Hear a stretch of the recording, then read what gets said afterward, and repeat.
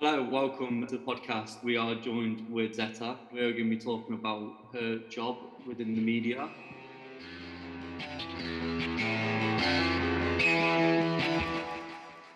So without further ado, the first thing we'd like to ask you is, what is your job role? What does it entail? What do you do?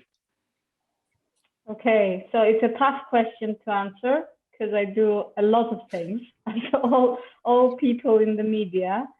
So officially, I'm a freelance cinematographer. I'd say it's the thing I do most often, but I work in other roles in cinema as well. So I might be working in lighting teams or camera teams as an assistant often. I also direct my own projects when I get funding. And how you know me is that I also do some part-time lecturing at Lincoln Uni for cinematography and directing and that stuff. But it's a crazy world. So I also do lots of editing and occasionally photography and whatever really. You talk about the crazy life that you've got and the fact that you've photographed, done loads of cinematography. What would you say is the biggest project you've possibly done? Well, the biggest project I've been on was I was part of the lighting team on the Courier, which is just out now. So that was like a Hollywood feature sort of thing, and I was just one of the many sparks. Don't look for me in the credits because I was there for some of the days, and they only put the people that were there nonstop. But yeah, so there's a couple of things like that, or big commercials like Mulberry and stuff like that, where I've assisted or gaffed or sparked or whatever. Yeah, those are the biggest sounding ones. I know a lot of people get excited with the Hot Ones, the YouTube show that I was one of the camera ops on. I know it's a fun favorite, so people often mention it, but that was a few years back. So in terms of my own projects that I do cinematography for and stuff, obviously they're not as well known, but maybe one day. Going back to your whole Hot Ones thing, which I think is incredible, just the opportunity to work with the team behind that and whatnot. Who was it the episode you filmed for on there, and how was that like? What was the experience like for that? So I was there for the British episodes. So one was Ricky Gervais, the other one was Russell Brand, and then there was a TJ. I think his name was Charlie Sloth, but like don't. I'm not entirely sure about that one because I didn't know who it was before I went there. But that was quite random. You'll find most jobs in media come randomly. So that was just me applying on Monday, and someone called me the day before the actual shoot, and they were like, "Oh yeah, can you come?" Yes. So, yeah, you'll find a lot of these fancy sounding jobs just come out of the blue as you move on in this industry if you choose to. You talk about jobs just appearing out of nowhere. So if you had to create your own kind of job in the industry that you could go and film or you could go and photograph, anything like that, what would it be and why? Like my ideal job or something like that. Well, well, I'm trying to work towards it. So there are two things that are my favorite ones. One is doing cinematography and something that like I really love, which I'm already doing, but obviously it's still indie stuff that goes to film festivals. So I'm trying to get that more advanced and move on from medium kind of budget to like a good budget stuff. But that's the area I want to continue on. And then I'm trying to get funding to direct my own feature. So hopefully that will happen. If not next year, maybe the year after or something like that. But it will still be like an indie feature. So nothing you'll see in big cinemas, I don't think, not yet. Obviously, you spent 3 years doing your masters. How did you find that experience? Yeah, I spent 3 years doing my master's in London. I loved it. I had the most fun for me because there was a lot of traveling as well during the last year. You go around to everyone's like many people were from different countries, like I am from Greece. So everyone kind of like decided to film their final project in their own country. So you would normally travel in some place in the world and film, which was really, really nice. It was not all like fun, obviously very challenging, and it's like, you know, a lot of money for a master's. So there's always this sort of conundrum. Should I pay for expensive film studies? Is it worth it? The answer is, I don't know. I had a great time. And I think if nothing else, it gives you a very solid network of people, and some great experiences. So, you know, I hope that helps. How differently do you find, say, Greece being to your Lincoln, your London? Has it kind of made you feel different about the work you create? It's very different. There are some common themes because in Greece, I'm from a smaller town. So you could say something like Lincoln, and there's a uni here which kind of elevates the town a bit. So I think it's quite similar. It's not your most ideal place for media work. So most of the people that do like media work here do weddings and videography and stuff like that. So I'm not really working for this town whenever I'm here, but I can edit for my work in London, or I can try to get funding. So this is a good thing with some smaller places, quote unquote, is at least you can try to get funding for things coming from elsewhere as a director or cinematographer. But you were comparing the two places. I didn't really answer that.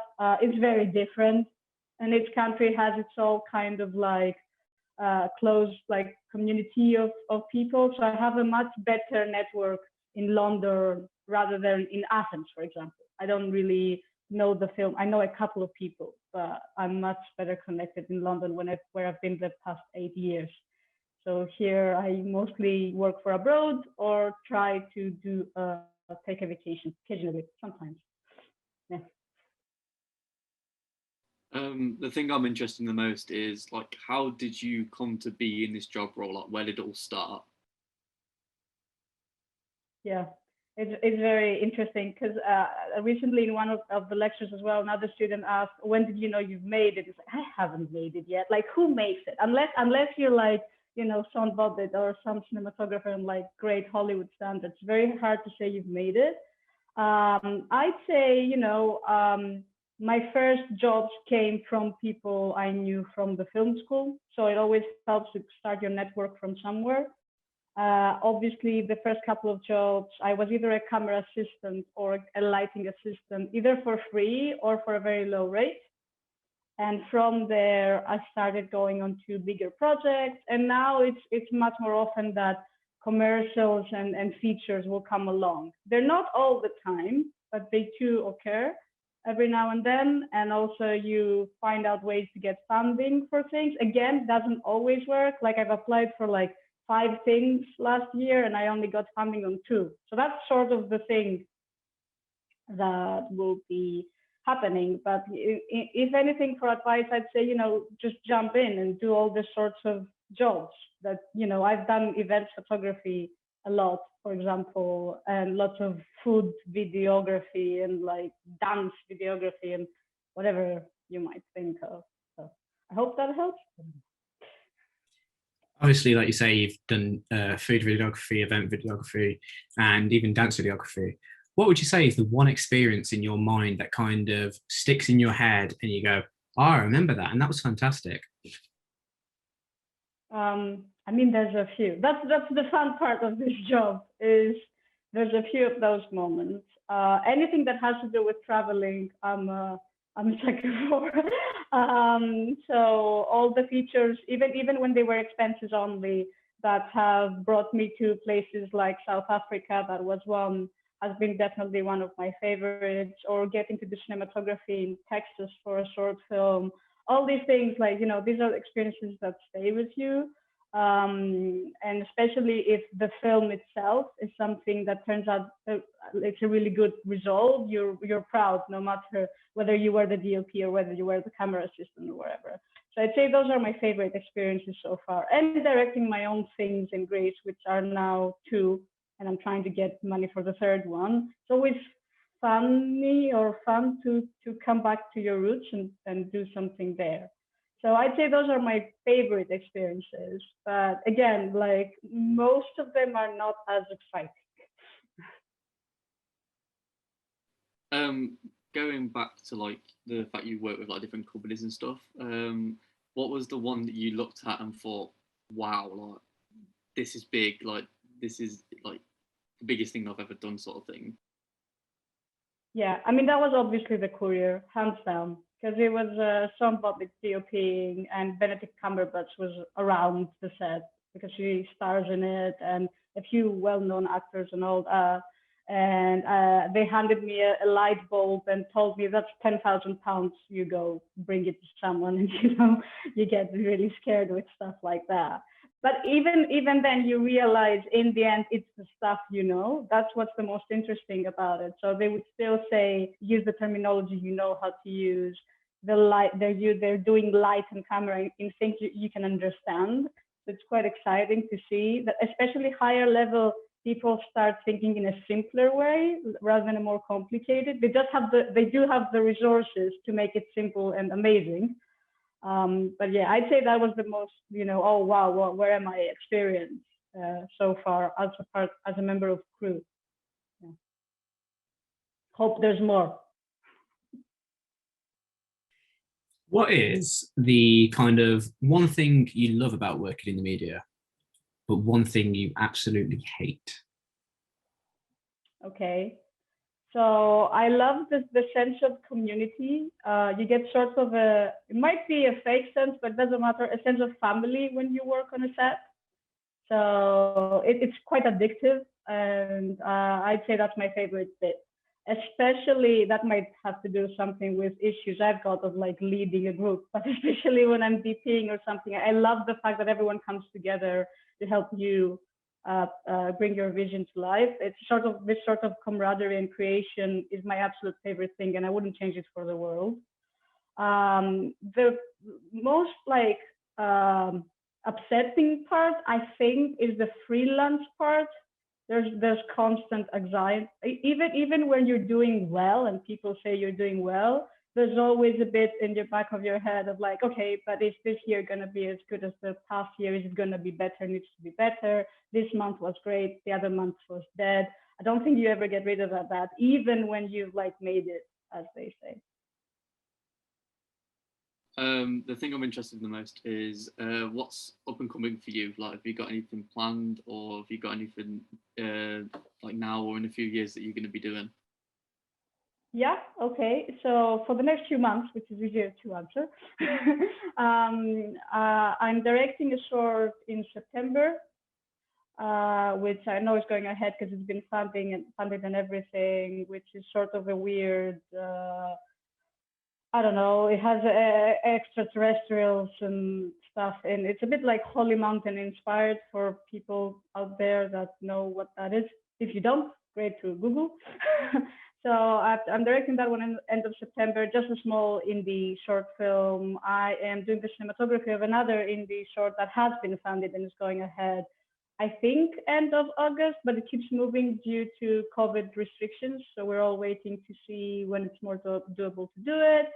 And apart from those two things, there's the potential of working again on a big crew as part of the lighting crew, but that I get last minute as well. So I know there's a few things that are potentially happening, but I don't know which one I'm going to be on yet. Hopefully I'll be on one of them.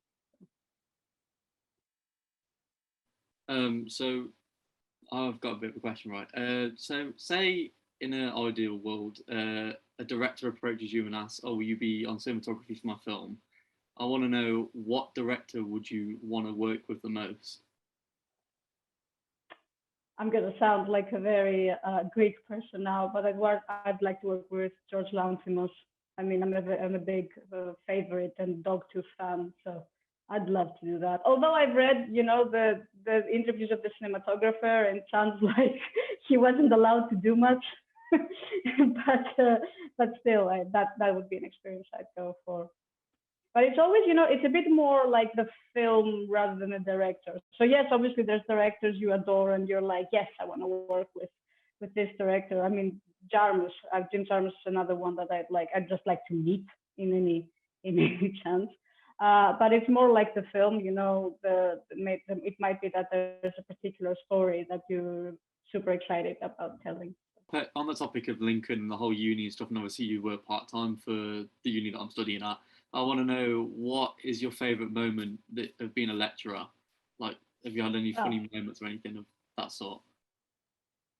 Well, I've had a few favorite moments, actually. I don't know. Whenever I see a student get really excited, I get excited. I'm a geek like that. So, and that has happened a few times. And especially when people, this might be like sending the wrong message, but when people come after in the break to be like, yeah, you said this was really great and stuff, like I really like that when it happens, because it means something went over to people. And it has happened a few times. And especially last year, I was able to talk to some level 3s. They're finishing their bachelor.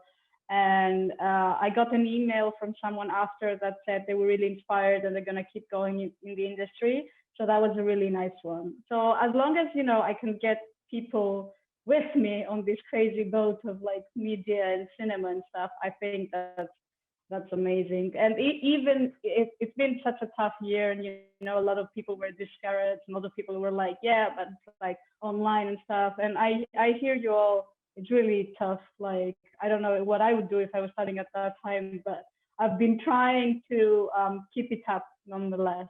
And hopefully that works at some level. You talk about being such a talented creative.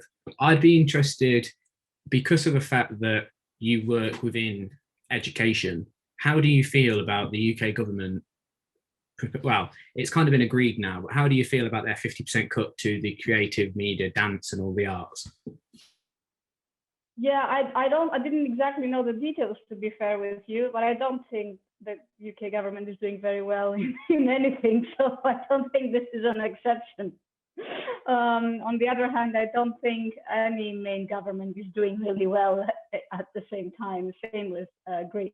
So, it's not great, but at least there's a lot of people working against all odds. So that I think that's kind of the saving grace at the moment, and that's why there's still a creative industry and things are being done. But with Brexit coming along as well, I'm pretty sure there will be a hit on cinema being made in the UK and stuff for sure. But it won't stop like this. There's still too many people, too many creative people there for it to keep going. So you talk about like films and stuff as a whole, and like last year and stuff. And last year we obviously saw a rise in like home media, so stuff like Netflix and stuff, all them streaming services. Do you think that's going to continue, or do you think we're going to go back to like the way things were, where people can go to the cinema, enjoy a film, or do you reckon it's just going to stay as like home media? I think we're not going back. I think Netflix is too big, too easy to access. There's lots of like positives in that manner. So I think it's going to take over to a large extent. I don't think it's going to kill cinema. I still think, movies are made for cinemas, and it's always different when you're there and you're actually, I don't know, has any one of you seen the film Sound of Metal recently with the drummer that goes deaf? Anyway, great film. Like, I watched it on some sort of streaming service, and I was like, oh, I feel so bad that I didn't watch it in a cinema, because they've done such an exceptional work with sound that it would be a fully immersive experience, and it would be amazing. So I don't think that's ever gonna go away. It's similar as saying will books ever stop because we got all sorts of other media? They won't. But I do think Netflix is gonna get even bigger. I do think there's gonna be a lot of money being put in those productions rather than cinema productions. So there is going to be that sort of change. We already see it. A lot of big film directors are slowly kind of like going that way. So.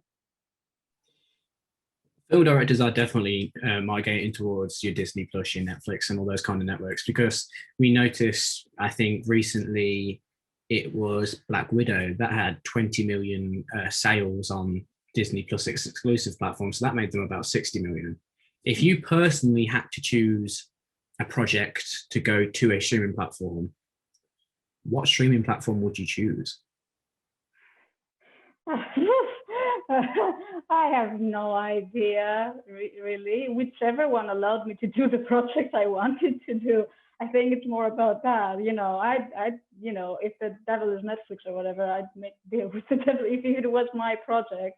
Because it might be like only in the cinemas, but be a sort of film that you don't want to do or be on. So wherever they give you the power to tell the stories you want to tell, I think that's the most important bit. There's a lot of things that come out of these platforms that are really high quality and they are amazing little diamonds. But I do think, sadly, they're a bit the exception, and there's a lot of like other stuff coming out as well at the same time. So, yeah.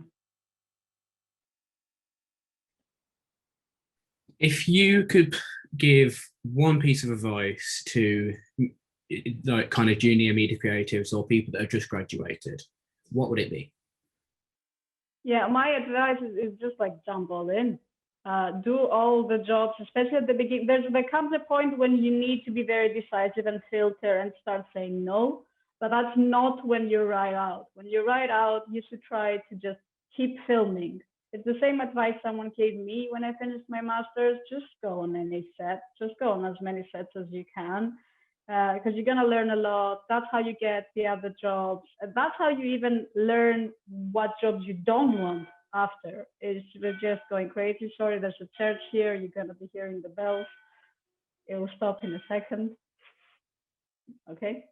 So just jumble in, do all this sort of jobs. Don't be afraid about the labels, because I was a bit afraid as well. I was like, but I want to be a cinematographer. Is it a bad thing that I edit? Is it a bad thing that I spark, that I do continuity? It's like, it's not. You go and do as many of those jobs. As long as you're active, I think that's the most important part. And travel, I think that's another one really important. If you hear about, a kind of like not very well paid job in the UK about, some sort of Facebook ad, and at the same time you hear about an indie short film that's expenses only at the other end of the world, and at the same time, go to the other end of the world. Like, I know, it may sound a bit like utopia, but like this is the sort of stuff I think that will keep you interested in it. What kind of motivates you to keep on going? I think it's that. It's sort of an addiction. I can't think of myself of doing anything else.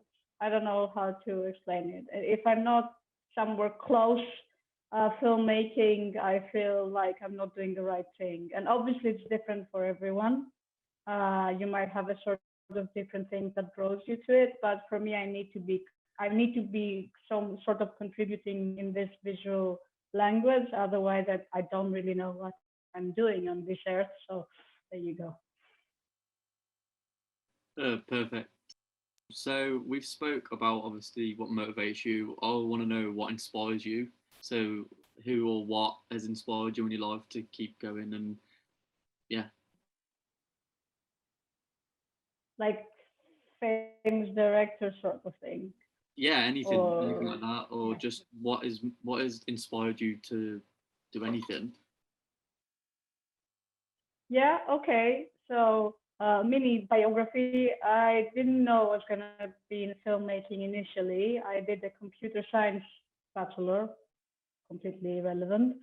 And I was writing at the same time. So for me, it came through writing. So my inspirations initially were more in kind of like literature. I thought that was my thing. Then I sort of started understanding that everything I was writing was like a script.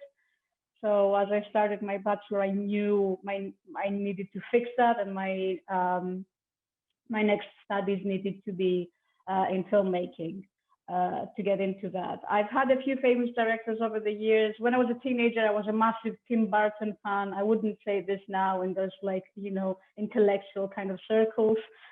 I wouldn't, but that's also because he hasn't done as impressively the past few years. Very bad of me to say because I wish I had his career. But also, like, Jim Jarmusch, like one of my favorite films is The Apartment. When I watched The Apartment, Billy Wilder's, I was like, this is like the epitome of filmmaking. Everyone should watch this film and learn, because there's just something to learn. So there's things here and there, and a few Greek directors like Lanthimos, but also like Panos Koutras, who has done Xenia and a few other films, and Strela, which is one of my really favorite ones. And because he graduated from the same film school I went to, I managed to contact him, and he was my film mentor for a while. So people like that, wherever you find them and you are able to reach out to them, it's amazing how responsive people are often, and they keep you going and they inspire you, and you reach for the stars in a way. And I know I'm blabbing a bit, but I'd say it all sounds like an Oscar thank you speech. I'd like to thank everyone, including my dad. But yeah, I'd like to thank my dad here, because he has nothing to do with the arts. He's a scientist, but he has always reached very far and done incredible things. So I think it's always good somewhere in your circle, if you see someone that's kind of like, does this leap of the normal sort of jobs and the everyday life of a small town like I came from as well, then you're like, yeah, it's doable. Does that make sense? Hopefully it made sense. It definitely does make sense, and it's quite an informative way of putting it. Where would you say you see yourself in a year? Hopefully having secured funding for my feature, that would be the dream. If not, at the very least, to have edited the short that's coming up, and another short that I directed last year. So I want to have a few shorts, potentially choose my agent as a cinematographer, get in with a good company, and also advance as a lecturer as well. So I'm trying to do my PhD. So you guys can call me doctor. I think that's the whole reason for it. Yeah, I'd say those are serious goals. So obviously you are a part like cinematography, you work in that area. I want to know, in your opinion, who is your favorite like cinematographer? Who's the best? Like, who stands out to you the most?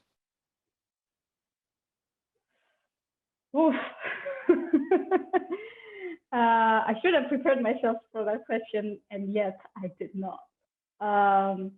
I'm gonna go with films rather than the cinematographer, just because I think it's fairer. Because if I say someone like Sean Bobbitt, yes, I think Sean Bobbitt is amongst the top 3 cinematographers alive right now. Yes, obviously Dickens is amazing, but there's many other amazing people. There's Rachel Morrison. There's some amazing cinematographers out there.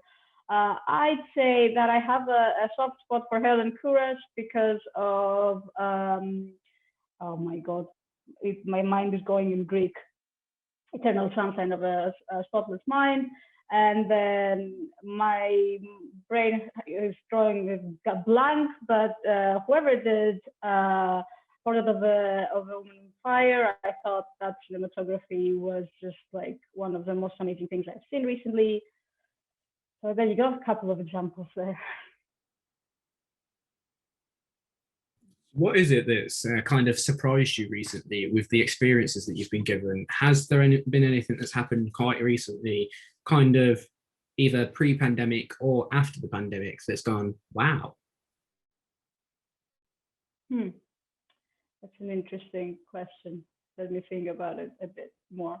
Well, sort of like negative surprise was that I thought this thing would make smaller teams and media companies more open to being more creative and, getting more stuff done that is not internet content, but it's more like towards the other direction. And I actually had a couple of examples where I realized, because people got nervous, it kind of made a couple of media companies, obviously not all, some are still amazing, but a couple of smaller media companies exploit people a little bit more and just try to get more out of their creative briefs, either by copying your idea and not giving you credit. Yes, that happened a couple of times. So I'd say, yeah, that's what surprised me the most, is that at this time where you'd think this kind of like brings the best out of people because it's crazy what's happening, it actually, I think, panicked a few people on the lowest end of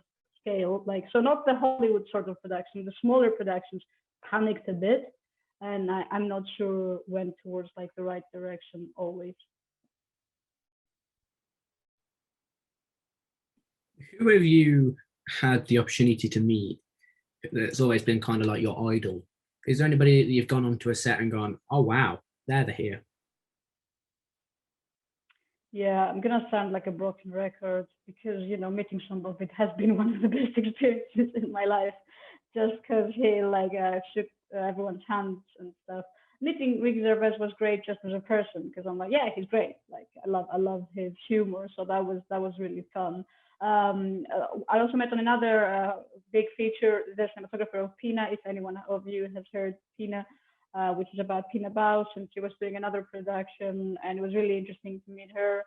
But also, like the guy mentioned, Panos Koutras, who has been my film mentor. That was a bit of a fangirl moment for me because obviously it's like more towards like Greek audiences, not only like he has a big following in France and other places, but for me, I grew up being like, oh yeah, this is Greek director doing so well in Cannes and stuff. So then meeting him and actually getting his feedback was for me quite a big moment. The thing is, whenever I'll meet like famous actors or whatever, which has happened, I don't get as excited. So I wouldn't not that I get excited. It's awesome to tell my friends, but it's not the thing that stays as much as meeting the cinematographer or director or the gaffer that tells you, which I met last year, I was in Moonlight before. I get much more like, I was like, yeah, how was that? So it's, I think because of these people, it's like, oh, I want to be doing that as well. That gets me really excited. So on your website, you have your like like the stuff you photographed and whatnot, and the celebrities on there. I want to know what was the experience with Mo Salah like, because obviously he's someone that people look up to and idolize. So to have the opportunity to meet him must have been amazing. Like, I just want to know what he's like. Yeah, well, he's the nicest person in terms of celebrity. He's really polite. He was smiling the whole time. He talked to everyone. He was really nice about me taking his picture. And that was kind of one of the times that I was just doing one of those random jobs, so which is why I tell you just jump in. So I was working for a media company. They're called Habitual now. They had a different name back then. That I was doing the odd photographer job with them every now and then. And they're lovely. They're not in the category of the weird media companies I mentioned before that steal your work and thunder. Yeah, and they got the gig, I think, a bit randomly as well. They didn't know exactly what it was going to be or what. The interview was in a different language, so no one knew exactly what was going on. But they wanted a photographer on the side, and that happened to be me. And yeah, he's really lovely. One thing I regret is not asking him. One thing I would do differently today, because I was more of a beginner in event photography. So I was a bit more scared. So I took the pictures. I was like, okay, I got 3 good ones. I'm gonna run away now. If it was now, I'd be much more confident and really asking for like a really nice portrait. So yeah. I'm just astonished that you managed to meet so many people. If you could tell your younger self one thing, what would it be? Whoa, relax. Don't stress so much because you're gonna be like having panic attacks at 30. So yeah, I don't have like a massive issue, but I do think I've always tried to do beyond the best on everything, and that's not life. Like you are gonna be doing average, you are gonna be doing badly, you're gonna have a few bad experiences. In the simple examples of equipment use, you're gonna drop things. Like that was something I wasn't able to process when I started out. I dropped a monitor and I thought my life ended. So I think my biggest piece of advice would be that like you're doing fine, keep doing what you're doing, take a breather. So you said about the stuff you do differently in the moment when you're with Mo Salah and stuff. What I want to ask is, if you could start over again, like back from the beginning, would there be anything in your life that you would do differently, or would you want to stick to the same place you are now? The only thing I'd do differently would be I would start working on cameras earlier. That's the only thing I regret. Because I learned about cameras, and especially big cameras, during my master's. And even then, I was quite afraid to be a camera operator until like the third year of the master's. I was kind of like shying away from it. And that's also like something I want to give a feminist message out there to all the women that feel like it needs to be a big, strong guy carrying a camera. Then it's like really not true. That was not my issue. My issue was just that I thought, it's too expensive, it's too complicated, or whatever. So I was doing photography and stuff, but yeah, I'd encourage myself to be near the big toys much earlier and not be afraid of them. But I wouldn't change anything really, if you get me. You talk about the fact that you wanted to get onto the cameras a lot earlier than you did. Has there been anything in your career path that you found more challenging than you expected it to be? Every single job I've been on. Almost every single job has been more challenging than you think. There's always like a million things that come up, but the biggest challenge for me, at least, has been whenever I've directed, because that comes together with this sort of stress of bringing it home for everyone that believes in you. So even if you are working in lighting on the biggest, fanciest set, you're still working in lighting. So I can deal with that. The biggest challenge is when you feel you need to deliver on that sort of level, for me at least. Is there any time that I've really lost it in terms of a shoot? Yes, there is. There was a shoot in Wales, and it was just beyond cold. So I'll always remember the freezing temperatures and the kind of like mini hurricane that was going on together with the shoot. So I'd say that was a pretty challenging one. There's a lot of kind of different experiences, like you say, and with these different experiences, you've had the different roles. Is there a role you prefer? Would that be directing because you're kind of in charge, or do you like kind of being a role where it's kind of less known, but you're kind of contributing? Yeah, my favorite roles are either cinematographer or director. I can't pick between the two. I've not resolved this with myself, so I'm not able to answer that. But yeah, those are my preferences. So I want to track back to last year. Obviously, we had a global pandemic. Everyone was locked inside and whatnot. I want to know is how has that affected you? Did it affect you negatively, or did it affect you in a positive way? To be fair, horrible thing happening, many people dying, all that aside, I have to admit it's been quite good for me, because I was able to focus and really choose the next project that I'm gonna do. I was able to spend a lot of time in Greece, which I wasn't able to do the past like 8 years, and I'm not gonna be able to do the next 8 years. So, it gave me some things. I was closer to some people I wanted to be closer with, and my dog. I don't know if that it's helpful, but yes. And yeah, it helped me refocus and plan the next steps and really pick and prepare the next project. So for me, it has been good. I do know that it hasn't been as good for many, many people. So, I think it's impacted us all in different ways in both media, dance, all the art secretaries and things like that. If you kind of had to choose a kind of genre that you had to work in for the rest of your life, what would it be?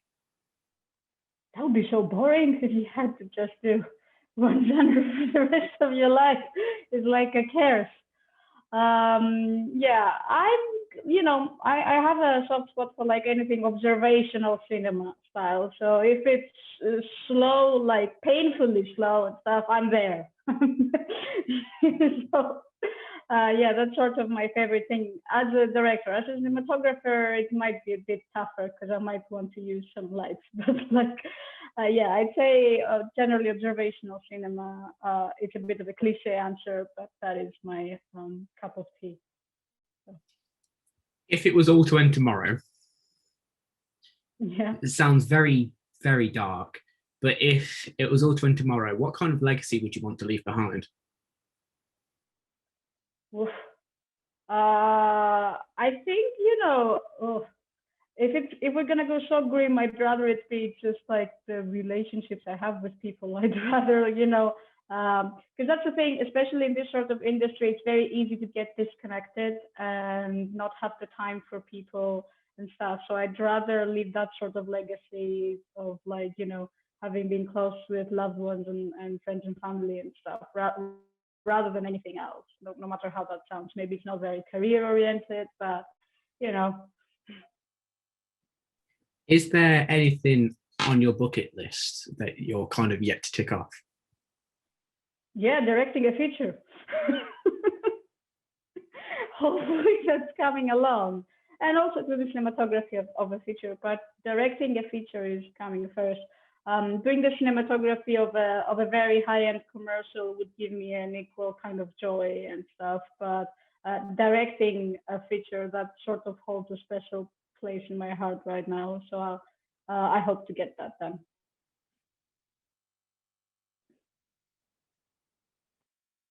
How do you kind of balance work and life? I try. I'm getting better at it. I wasn't as good. I'm a bit of a workaholic, so that's a thing. I think the key thing is to also find people around you that understand how you are, so they're not expecting something that is not you, if that makes sense. I do make sure I always have time for people. And it's something that I strive to do more since the past couple of years and stuff. Like, no matter how tough it might be with your schedule, save those days and hours for people. It's not easy, but at least, to be fair with you, being at least part-time freelance, does have the advantage that yes, a few months are insane, but a few months are empty. So, or maybe even just 1 month. So at least you do make up for things during that time. I try to balance. I try to work out. I try to have like a social life that is not just drinks after shooting. So yeah.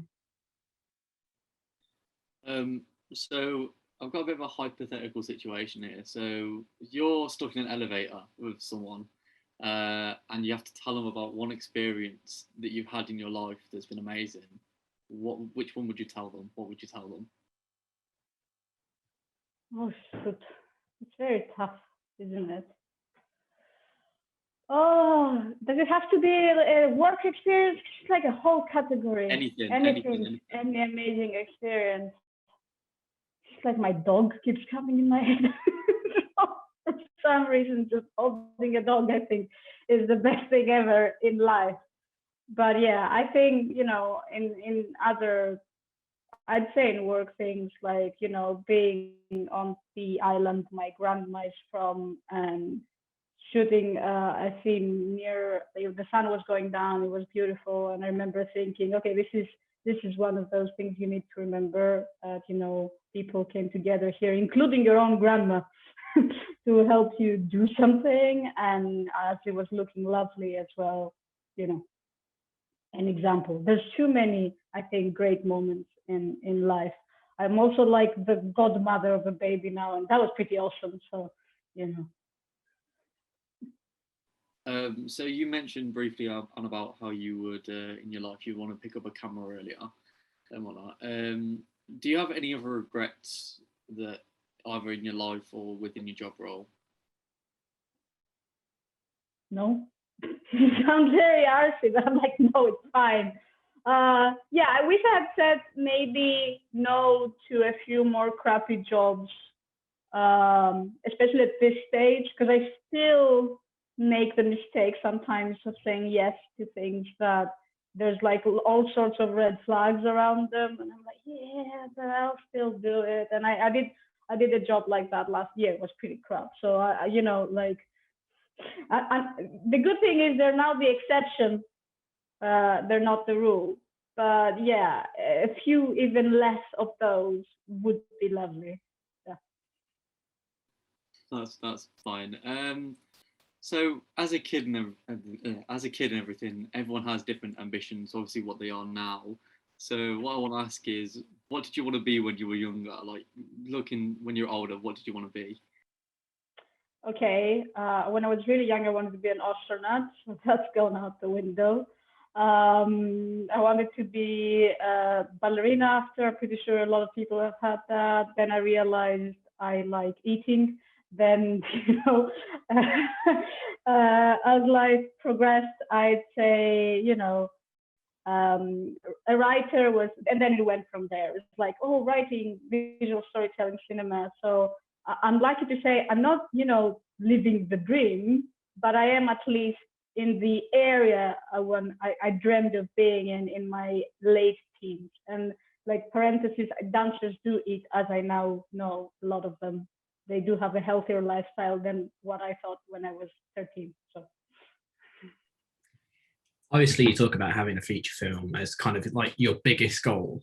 If you were to direct that feature film and you asked your casting department to have one specific person involved in that film, who would it be? in terms of an actor, can we bring back dead people? Why not? Yeah, go for it. Okay, because I have a huge director's crush on Jack Lemmon, so I want him back alive and well in anything I do. Now, from the people that are currently alive, and there's a lot to pick from, Daniel Day-Lewis is probably a pick. Olivia Colman would be a pick. I'd really love to work with Olivia Colman. Andrew Scott would be nice. So there's plenty of choice out there. Bill Murray is a bit of a something I'd like to try. Yeah, I don't know. It's a weird mix. A film with all those people would be at the very least interesting. So, like, obviously, in regards to film and whatnot, I just want to know, what is your favorite film of all time? Like your go-to film? I honestly don't have one. Like they change every year. I have a few like at the top of the list. Space Odyssey is always going to be in my top 5. The Apartment is always going to be there as well. Brokeback Mountain is there for some reason. Like I don't think there's better films. I just like cry every time. So I think it needs to hold its ground in the list. Yeah, and Strela that I told you from Kutras is like much more kind of like independent filmmaking, but definitely up there for me. And lots of Jarmus films like Patterson. I really loved. I remember when I watched Patterson, I was like, if I'm able to make something like that, I'll feel like I've done my bit. Like it's just simplicity at its finest. So. Obviously, like we've recently mentioned, there is quite a diverse range of men within the kind of industry, and there's very few women, which is something that I think needs to change, and I'm sure you would agree. So what kind of advice would you give to women who maybe think about doing a job within the media but aren't that confident? Yeah, I'd say don't be afraid. Again, like there seems to be a particular fear of cameras and anything that has buttons on it, which I don't understand. Because to be fair with you, some of the very best camera assistants and camera operators I know are women, and they're really killing it. One of my best friends, Xenia, she's doing incredibly. She's gotten all these awards already. We're at the same age, and she's another great example of people to look up to. And there's not enough right now, but there's a lot of people coming up in Hollywood productions, thankfully, female now. So I'd say don't be afraid. I'd say use to your advantage this trend of female crews, which is a bit of a plaster and it's not something that's really solving the problem, but try to use it to your advantage and go ahead. Just don't be afraid, I'd say.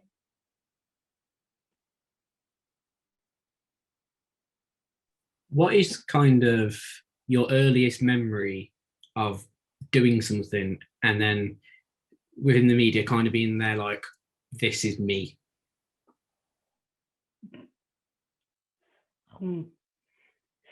I think the first film we had to shoot for our masters, which was on 16mm film, black and white with no sound. That was the exercise.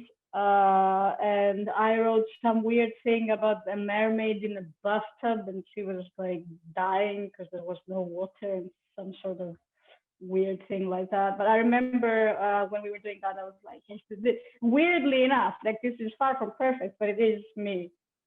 So. If you kind of had to tell yourself something in a year's time, what would it be? Tell myself something in a year's time. Yeah. Did you make your feature? Would be one question. Are you still working out 3 times a week? You need to do more. You know, are you cooking? Because I'm trying to cook more. You know, I think generally I'm talking about the better kind of like balance of work and life, which I think it's going towards that direction. So I'm hoping to maintain it. And then, yeah, potentially the funding, potentially the PhD, being a killer lecturer that people ask on podcasts and don't hate. That's definitely a nice aspect.